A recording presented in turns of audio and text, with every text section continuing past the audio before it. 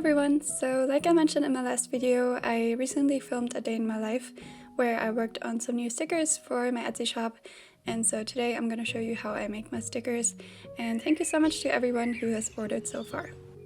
So I started this day by making my bed and then having some breakfast outside, which I love to do when the weather is nice because I just love hearing all the birds and I can just enjoy the sun a little bit in the morning. Then it was time to get working, so first I cleaned my desk, which gets quite messy a lot of the time with all of my bullet journaling supplies and stuff like that, but I like to have a clear space when I work, so I put everything else away. I'm actually planning to reorganize my desk at some point and get a bigger monitor and stuff like that, but I think I'm gonna have to do that in the future because obviously tech stuff can get really expensive. Next I'm getting out my iPad, and the one I have is the 10.2-inch iPad 8th generation in gold. Here are some of the new stickers I added to my shop that I already designed. So the first one is inspired by my April setup, which was a tulip theme, and I really love how they came out, and I think the colors turned out really nice. The other one is from my orange theme that I did in March, and I have two bigger quote stickers, which I think turned out really cute, and then I made these washi tape stickers, which I thought would be really useful. And then lastly, I also have two bigger oranges on their own.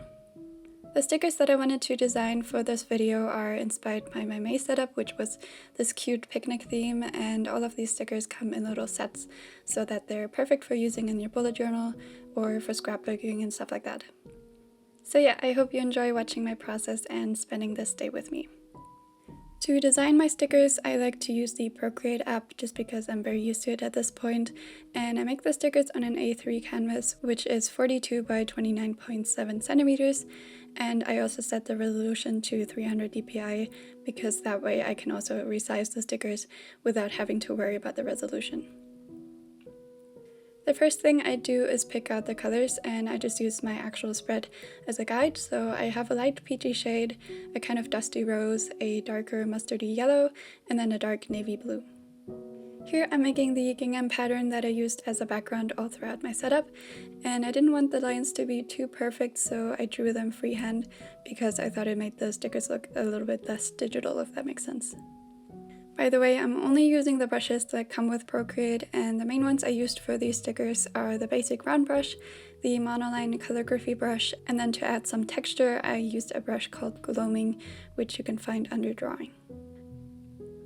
I got a comment a while back if I could make a Procreate tutorial, which I haven't done so far because I'm definitely not an expert, but if you guys want to see me explain the basics, just let me know in the comments down below.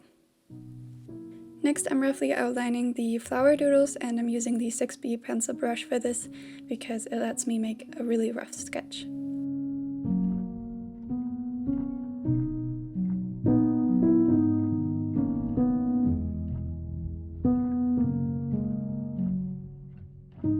I resize and position the doodles first, and then I lower the opacity of that layer so that I can go over them with a cleaner line. You're probably going to notice that I undo a lot of strokes and redraw them a bunch of times because I want the lines to be just right, but I did actually cut out a lot of the process because I didn't want to bore you, so just keep that in mind. The brush that I'm using also has some smoothing properties so that my lines aren't as shaky. But yeah, I'm just going to let you enjoy watching some of the process, and then I'll come back and talk a bit more later on.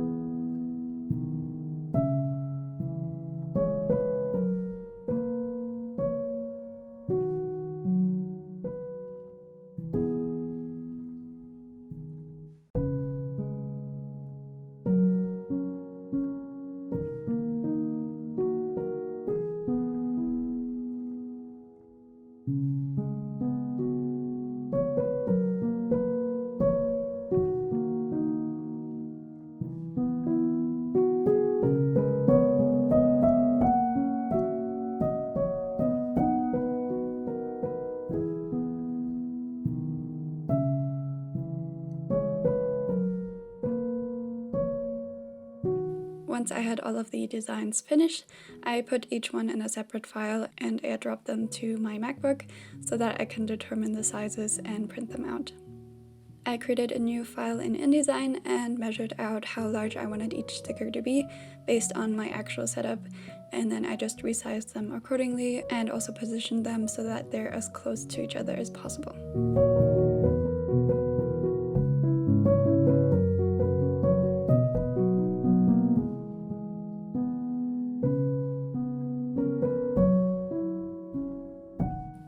Then I first printed out a test sheet on some regular paper so that I can check the colors and the sizing and everything, and the printer I'm using is the Canon Pixma G550, and I'm also going to put a list with all the products in my description.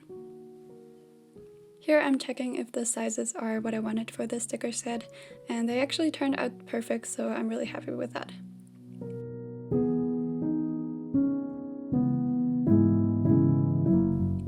Next, I arranged the stickers on 2 pages so that I have an equal amount of each one of them, and I print them out on the sticker paper that I use, which is a matte vinyl sticker paper, because it's really durable. You can remove and reuse the stickers without ripping them, and I just really like the texture of it as well. So here they are. I think the colors turned out so nice and exactly how I wanted them. So after that, I just have to cut them all out, which is definitely a lot of work, but I like to take my time with it so that they're all the same size. And as you can see, I used this paper cutter from the brand Dahle, which I think is actually a German brand, and it just works really well. And here are all of the stickers cut out, so I'm just going to show you a little close-up of each one. Again, these stickers come in a little set, and I decided to include 2 of the header stickers with just the gingham pattern on it, as well as 2 of the washi tape stickers with the little flowers in each set. So if you want to check them out, I will of course leave the link to my Etsy shop in the description.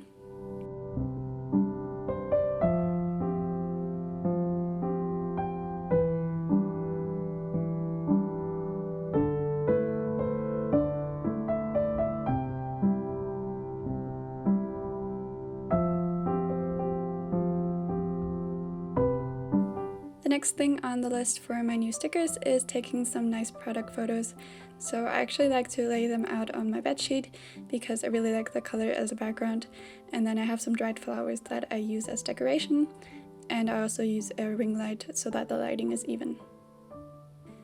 Then I go through all the photos on my laptop and pick out which ones I want to use, and I also edit them slightly in Photoshop, basically just adjusting the contrast and making sure the colors are nice. Next, it's time to head to my dashboard for my Etsy shop and create a new listing. So I upload the pictures, I create a title, write a little description, and then I fill out all the other things like the product category, material, pricing, and everything like that.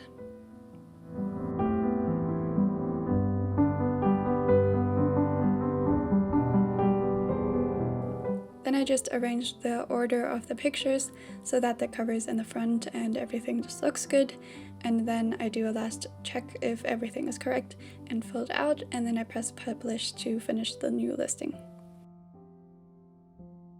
I did the same thing for my other sticker sets, and I also took some new photos for some of my older ones, and then I just opened my shop. So this footage is from a couple weeks later because I had a bit of trouble with editing, so that's why this video is published a bit later than planned. But anyway, I also wanted to show you how I package my orders. So I got a pretty big order of 5 sticker sets, and the first thing I do is get out my little acrylic boxes with the stickers I need, and I use these little craft paper baggies to package them, and then I also printed out a bunch of logo stickers to decorate them. Then I just pick out these stickers from each set. So they ordered these cherry blossom stickers, this ocean themed set, my new April stickers, as well as the March sticker set. And then lastly, they also ordered this Polaroid set that I ended up adding to my shop. Here I'm putting my logo stickers on the little bags, and I used 2 different sizes, but I'm actually planning to switch to clear cello bags, which are biodegradable, because I just think it's a bit nicer when you can actually see the stickers. So then I'm just putting each set into its little bag. I fold over the top, and then I use this cute washi tape to seal it closed. I just repeat the process for all of the sets, and by the way, I'm still experimenting a bit with my packaging. I actually recently added some receipts, so there will definitely still be changes made in the future as well.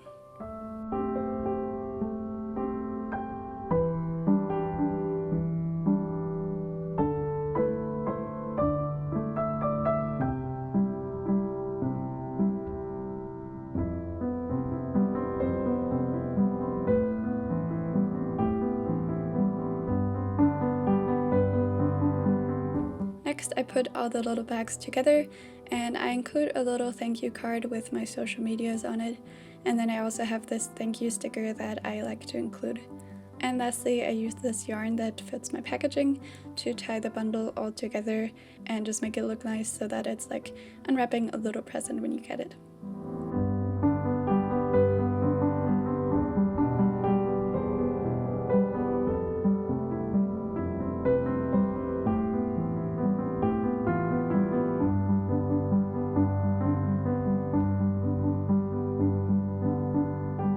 To ship my products, I am currently using these simple envelopes that are made from recycled paper and decorated with another logo sticker on the back and a flower stamp on the front, and then of course I write the name and address of the customer.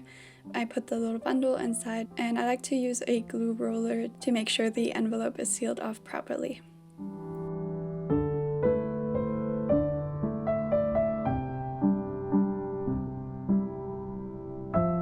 Lastly, I make my way to a letterbox, which is actually only a few minutes from our home, and then it's time to send off the package and hope it has a safe trip to the customer. And that brings me to the end of this video, so here's some footage of the end of my day. I love seeing the sunset outside my window, and then I just like to wind down with like watching YouTube or playing Animal Crossing on my Switch, which is what I did this time. So yeah, I really hope you enjoyed watching this little Etsy vlog, and thank you so much to anyone who supports my little shop. I really appreciate you. And yeah, thanks for watching. Don't forget to subscribe, and I hope I'll see you again next time. Bye!